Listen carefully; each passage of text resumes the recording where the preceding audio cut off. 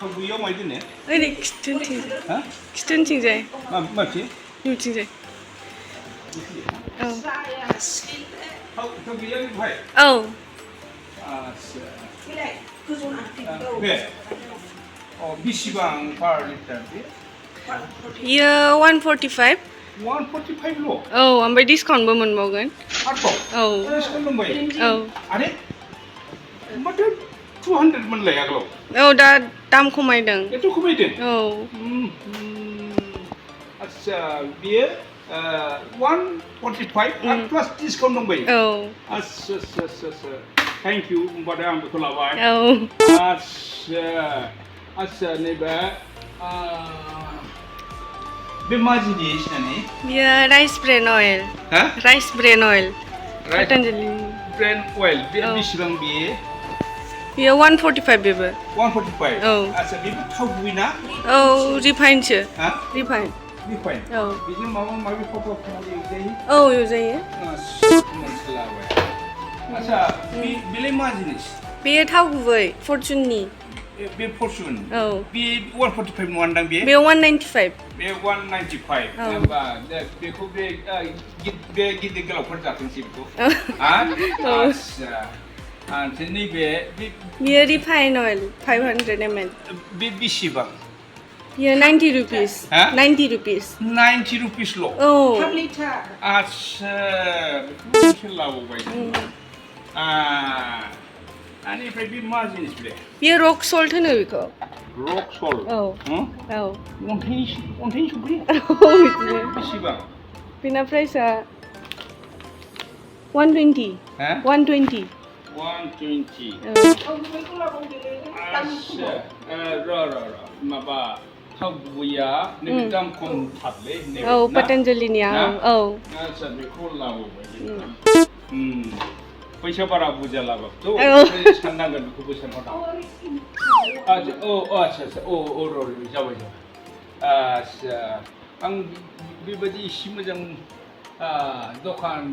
बेयो गासिबो मिल्टननि प्रडाक्ट्स दङ मानि प्रडाक्ट मिल्टननि दङ लारानि दङ लारा मिल्टन सोर मा फेमास नामा फेमासआनो बर'सिलबो दङ ओमफ्राय बेयाव गासिबो डिसकाउन्ट दङ 10 to 20% जोब 10 to 20% discount etch product 10 to 25 discount 20% मोनफ्रामबो औ कमोडिटियावनो औ आच्छा 10 to 20 औ आच्छा थेंक इउ आच्छा ओरै फै ओरैहाय औ माबा फिसानि माबा फन हरदों औ मा होनो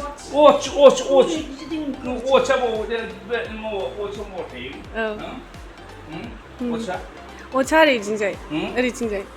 बहा ओरै सिदा थाबाय था बैलाय सिदा ओरैहाय नैबेलाय बैलाय नैबे बे नङा बेलाय ओहो बेलाय ओट्स ओट्स बै टेम बे बेसेबां बेना प्राइसआ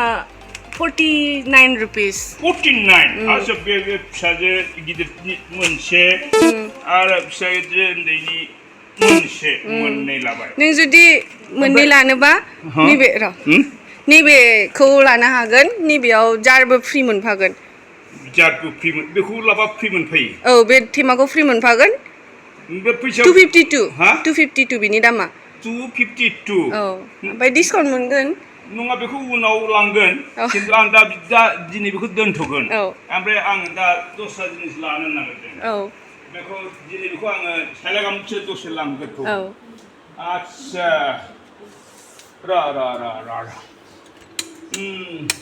माने आं बे दुगैग्रा साफुन मोनो ना मोना बैथिंजाय मोनो मावहाय ओरैथिंजाय औ माबे बे दुगैग्रा औ दुगैग्रा जोब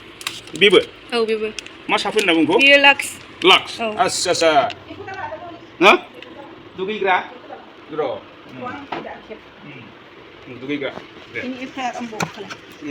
बे लाक्स ओमफ्राय बेबो पियास ओमफ्राय बेबो बेयो हारमनिमोन ना हारमनियाम हामाद ओमफ्राय बेखौ मोनसे लाबाय होमबालायथ' बिराद गोबांथार गासिबो प्रडाक्टखौनो गासिबो प्रडाक्टआवनो माने फ्राय दंजोबफ्रामो ना फ्राय डिसकाउन्टबो फ्राय दंजोबो फ्राय आच्छा माला गासिबो क्वालिटिजोब ओमफ्राय मा दं मोजां मिथिजोबा नालाय ओंखायनो नैबे मबाइलजोंबो बिहरजोबा अनलाइनाव बिसिनाव बे मा जिनिस बेयो शेम्पु बेबो शेम्पु बे शेम्पु जोब शेम्पु सेक्सन जोब आच्छा नैबे मा बे जिनिस बेयो फेस वाश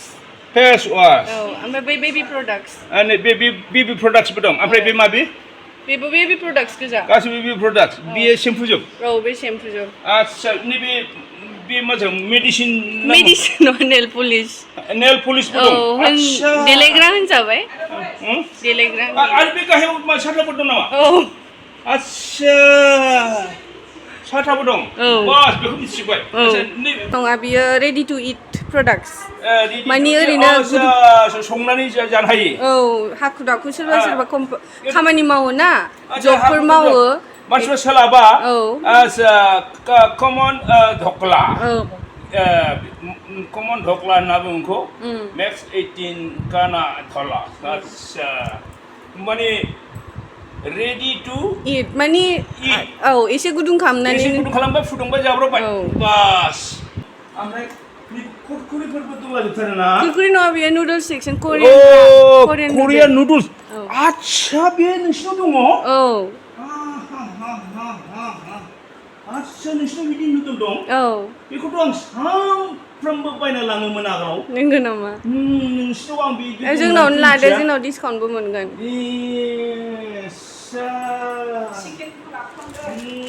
नुडला माबा नोंसिनाव माबा गैया पनिर सानानि गैया नोंसिनाव बहाय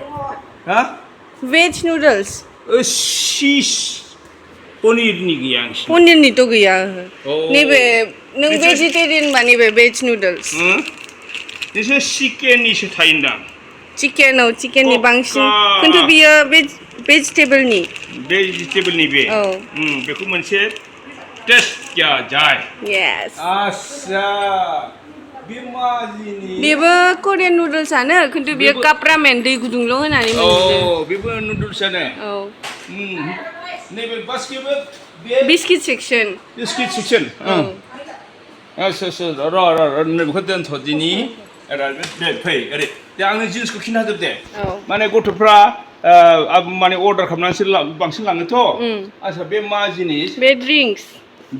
जौ ना माबे जौ नङा नन एलकहलिक ड्रिंक्स नन एलकहलिक ड्रिंक अल्कहल गैयि बिदि दं नोंसिनाव आच्छा नैबे सब जुस फ्रुट जुस बे गासिबो जुसबो दंजोबो आच्छा भेराइटि आरो बेबो जुस गोजा आच्छा जुस कम्पानि गासिबो दंजोबो मोजां दंथारोथ' आच्छा आइसक्रिम ओमफ्राय नैबे फ्र'जेन आइटेम दं आं सानफ्रामबो बायना लाङो गथ' सान्दुं दुंबा नोंसोरबो आइसक्रिम थायो आच्छा नुबाय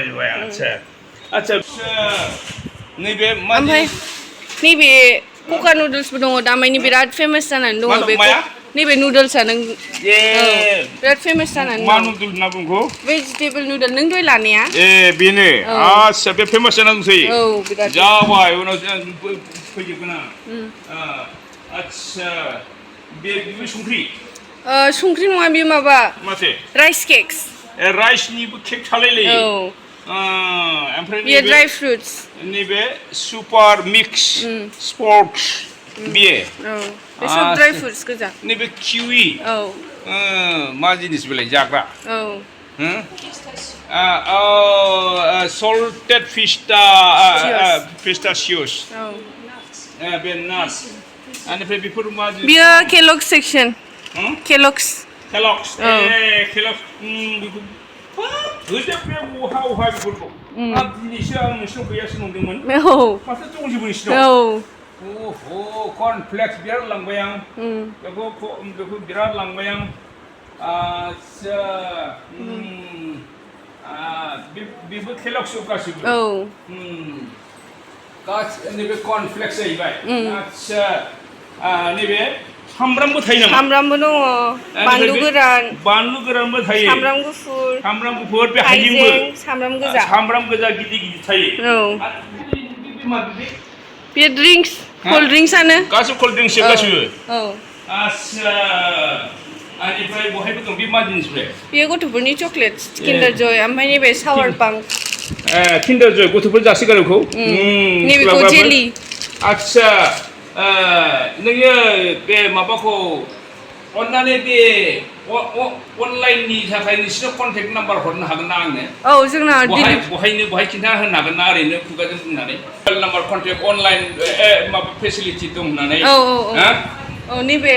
जोंनि कार्ड बेयो हम डिलिभारिबो जायो बे हम डिलिभारिबो दङ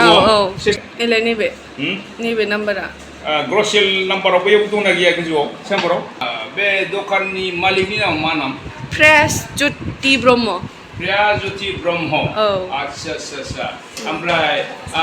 नैबे दखानाव माबा नोंसोर मेनेजारसो सेल मेनेजारथ' नङा मा होनोमोनलाय सेलार ओहो नङा स्टाफ नोंसोर ग्रसेल बे माबा दखाननि स्टाफ आरोखि साथाम औ जों साथाम ओरैनो औ बे गोदान